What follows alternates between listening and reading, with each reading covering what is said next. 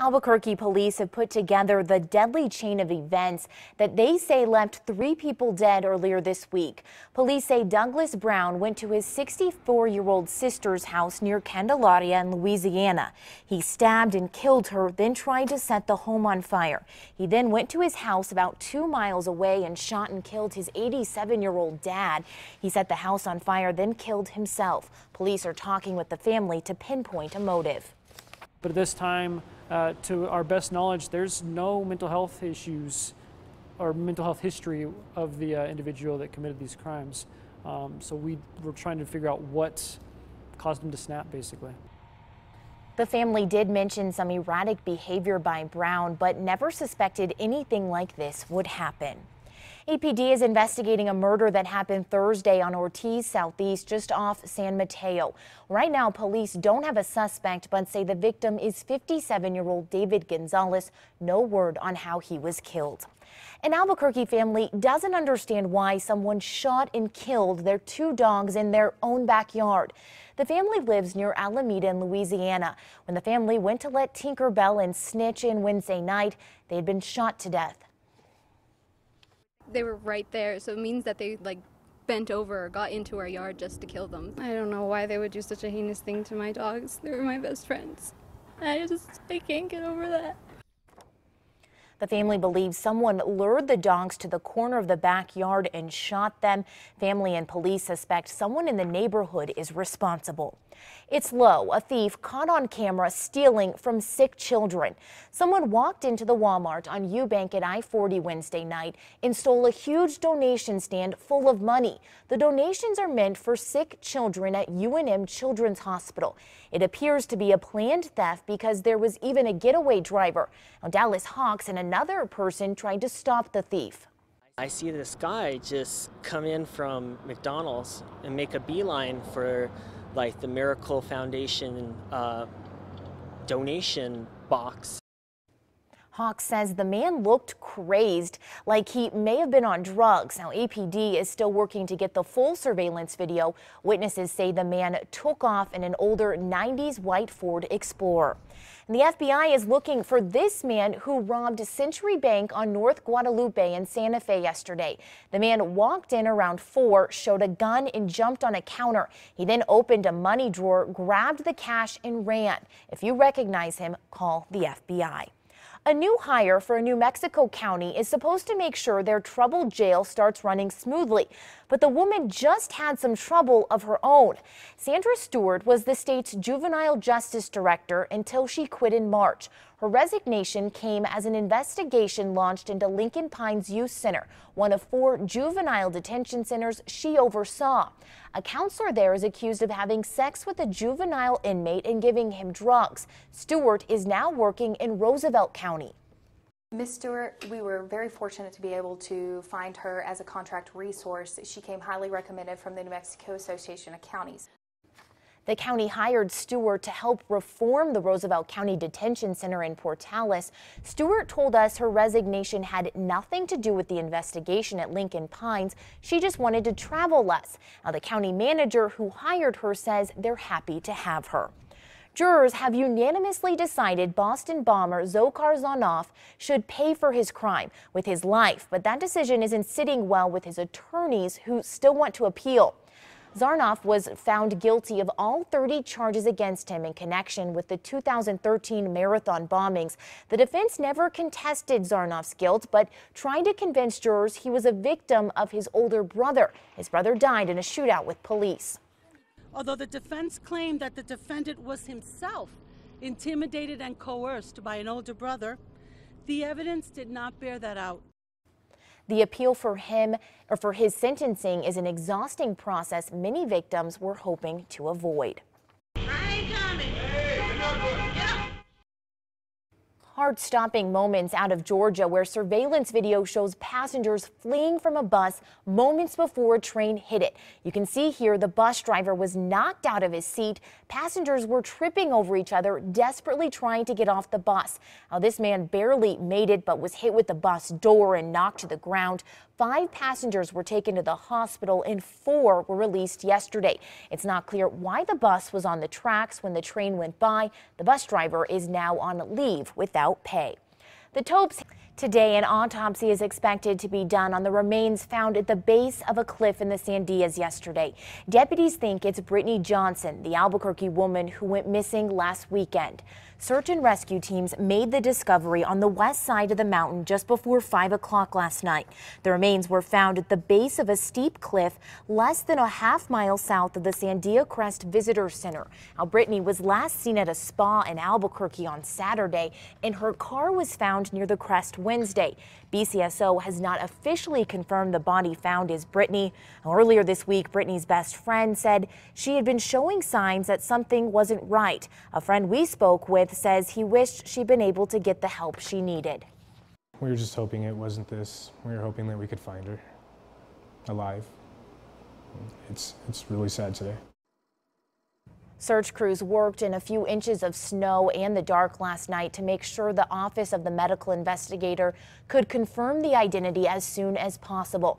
Johnson's friend made another sad discovery when out searching for Brittany Thursday night, the remains of another missing woman. Anthony Morgan was with a search team along the crest about 3 miles north of the visitor center. We didn't think anyone would actually be back there. And then we came across a blue jacket that I saw and approached it, noticed that there was a bone sticking out of it, searched the area a little bit more and noticed there was human remains around it. BCSO believes the remains could be Mary Jackson, who was reported missing in October 2013. The Office of the Medical Investigator will determine whether the remains are Jackson's.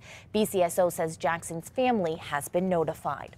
There's now a warrant out for DA Kerry Brandenburg's son. Justin Koch didn't show up to a hearing yesterday to determine if he was following his conditions of release in a shoplifting case. This comes after the Attorney General announced on Thursday there was not enough evidence to prosecute Brandenburg for bribery for trying to repay her son's burglary victims in another case. Police say they now know who stole guns and ammo from a Los Lunas business, and then the tip came from 250 miles away. Raton police say they pulled over Walter Eddings, Stephen Bauer, and Amber Barisha earlier this month. They say they found them with stolen guns, burglary tools, walkie-talkies, gloves, and black bandanas. While investigating, they found the guns were the ones taken during the April 28th burglary of the Guns and Gold pawn shop in Los Lunas. Now, surveillance video shows a total of 4 people breaking into the shop late at night.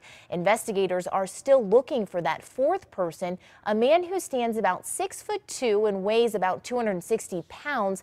He may be in the getaway vehicle, a silver Volkswagen Jetta. The controversy is growing over the alleged book-throwing incident by a teacher at a Santa Fe middle school. DeVargas Middle School teacher Marcy Slaughter is facing a felony child abuse charge for allegedly throwing paperback books at several students, hitting 2 of them after they disobeyed her orders last month. The principal is also facing a misdemeanor charge of obstruction of justice for not reporting the incident. One of the alleged victims says she's now being threatened and harassed at school because she and her family believes the teacher needed to be charged. But many parents are speaking out, saying police went too far. On our KRQE app, we have a poll asking what you think. At this point, a big majority says yes, the punishment was too harsh. Charges against a Carlsbad High School band director accused of getting rough with a cheerleader have been dropped. Police had said Kenneth Young heard a cheerleader call his daughter profane names. She claims Young confronted her, grabbed her arm, and screamed in her face. Young was charged with battery and false imprisonment, but now those charges have been dropped because of a lack of evidence.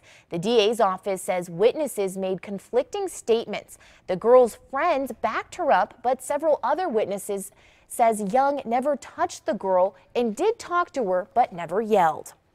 A New Mexico deputy paid her respects with President Obama as they honored fallen officers killed in the line of duty last year.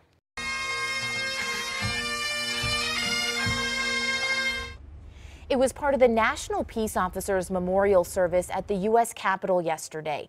Bernalillo County Sheriff Manny Gonzalez and Deputy Robin Hopkins were there. Hopkins laid a flower on the wreath honoring the lawmen and women. She was shot in 2013 by Christopher Chase, a man on a cross-city shooting spree. The family of a fallen Rio Rancho officer also showed their support. Anthony Haas died in a car crash on the way to a domestic violence call in October. His name was added to the wall. Well, strangers knocking on your door can sometimes be a scary thing, but police hope new signs will help put an end to unwanted solicitors. News 13's Gabrielle Burkhart reports on APD's plan. When solicitors come knocking, most people aren't ready to buy.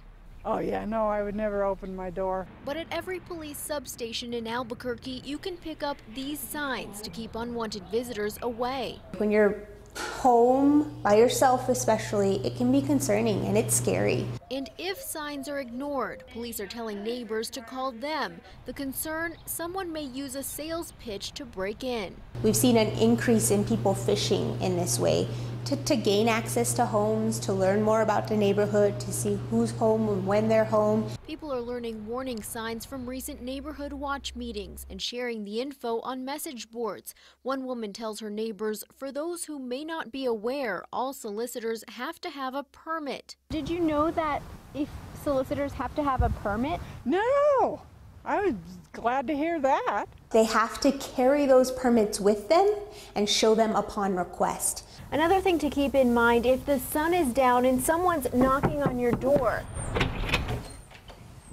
police say that's a red flag and you shouldn't open it. Soliciting hours are from 9 a.m. to sunset. Aside from signs, people have other lines of defense, like a screen door. I have bars on my house. Or another set of ears. I have a couple Rottweilers. They definitely keep people away. They guard my property. We just want people to feel protected. Gabrielle Burkhart, KRQE News 13. There are some groups that do not need permits from the city to go door to door, like Girl Scouts, churches, and politicians. The New Mexico Transportation Department is creating a plan 25 years in advance. The Transportation's 2040 vision is now available for public viewing. The feds require the state to create a blueprint of what they can build in the next 2 decades. A big part of allowing the public to view the plan is hearing from people about the needs they see and want. Now, the plan also includes goals and a strategy on how to pay for projects. Yesterday, we spoke with the man behind the plan.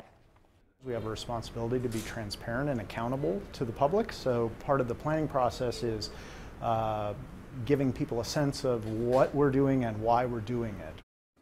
If you want to take a look at the draft plan, we've posted a link on our KRQE app.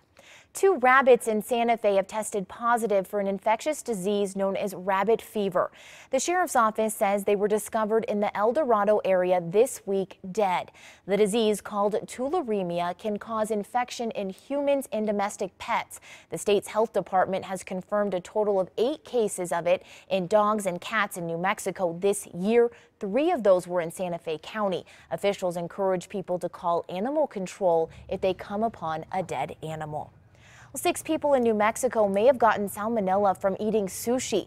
The Centers for Disease Control and the state health department is investigating the source of the outbreak.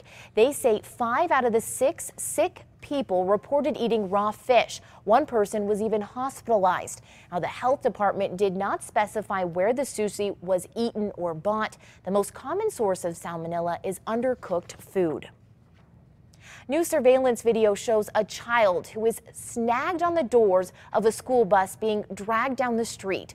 Police in Kentucky say the bus dragged the little girl about 100 feet. However, neighbors describe the distance as being at least a football field. Police say the little girl was getting off the bus when her backpack got stuck in the door of the bus. A neighbor captured the terrifying moments on the security camera outside his home. It was amazing. I mean, I couldn't believe it. I mean, her bouncing around in that door all the way down the street. It was bad. The driver of a Camaro raced to catch up with the bus, whose driver had no idea the girl was stuck. The little girl suffered some road rash and was taken to a hospital. She's expected to recover. The incident is now under investigation. A kindergarten